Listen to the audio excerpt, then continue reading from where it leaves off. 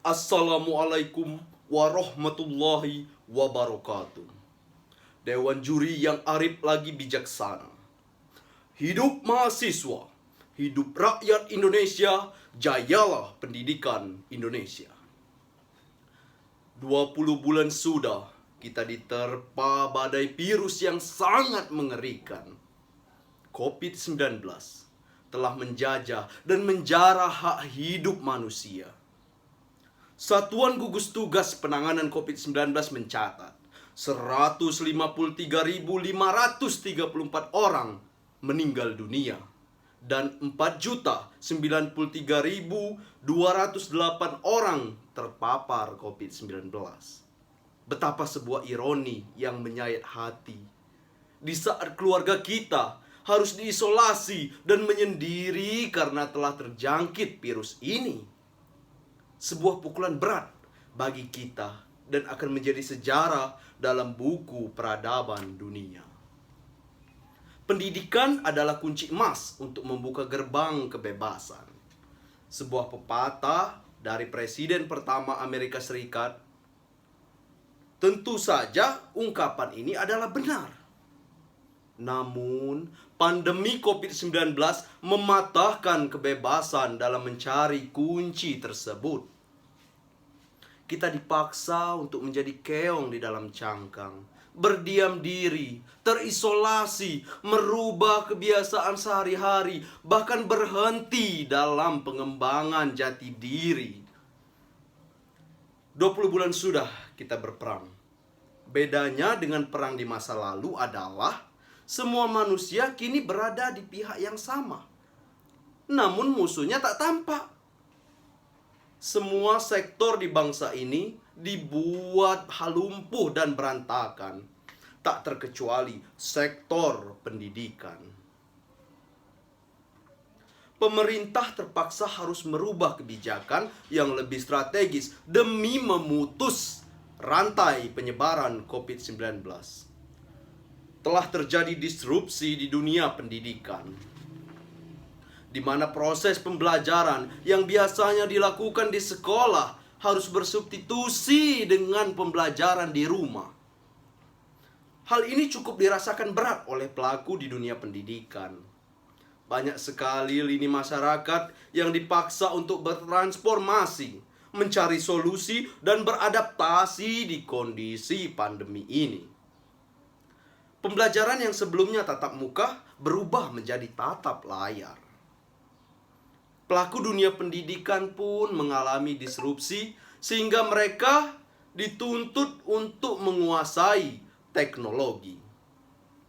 Pertanyaannya adalah, apakah pemerataan teknologi dan informasi sudah dirasakan di setiap pelosok negeri?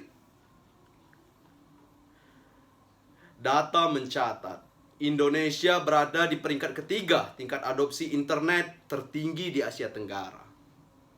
Meskipun berkembang pesat, namun pemanfaatan teknologi dan informasi belum merata. Badan Pusat Statistik memunculkan data bahwa persentase penggunaan teknologi informasi di perkotaan jauh 3 kali lipat lebih besar daripada di pedesaan. Sebuah ironi yang menyayat hati.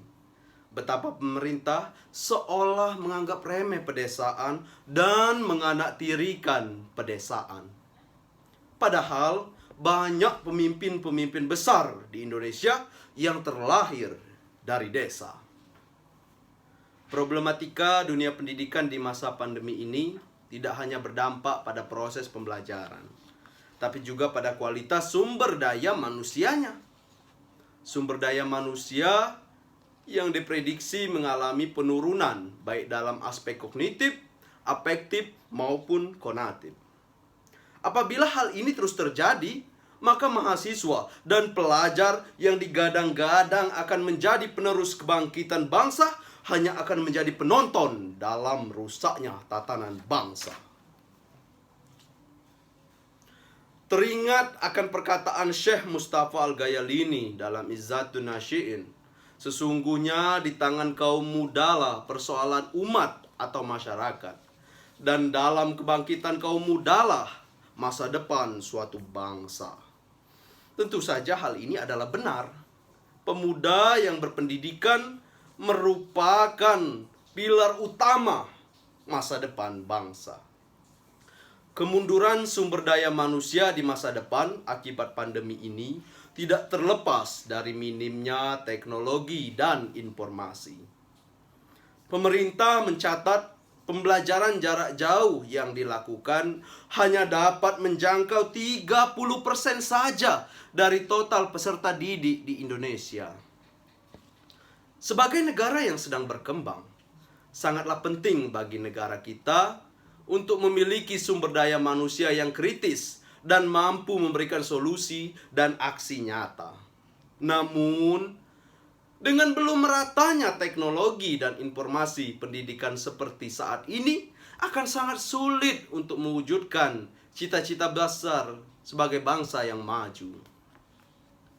Nelson Mandela pernah berujar, pendidikan adalah senjata paling ampuh yang dapat digunakan untuk mengubah dunia. Sebuah ungkapan yang syarat akan makna. Alangkah besarnya peran pendidikan bagi kemajuan dan kemakmuran dunia. Kini tak terbantahkan lagi bahwasannya kita harus mulai bertransformasi ke arah Indonesia yang merata.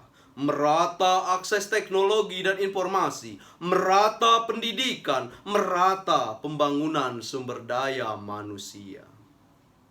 Tak perlu risau pemerintah, kami rakyatmu akan senantiasa mendukung dan membantu jika memang cita-cita kita sejalan. Demikianlah orasi singkat dari saya. Semoga ini dapat menjadi cambuk agar pemerintah lebih peka dan sadar akan pentingnya akses teknologi dan informasi untuk dunia pendidikan, agar melahirkan manusia-manusia yang berkualitas dan berdedikasi tinggi pada bangsa dan negara. Jayalah pendidikan Indonesia, jayalah manusia Indonesia. Wassalamualaikum warahmatullahi wabarakatuh.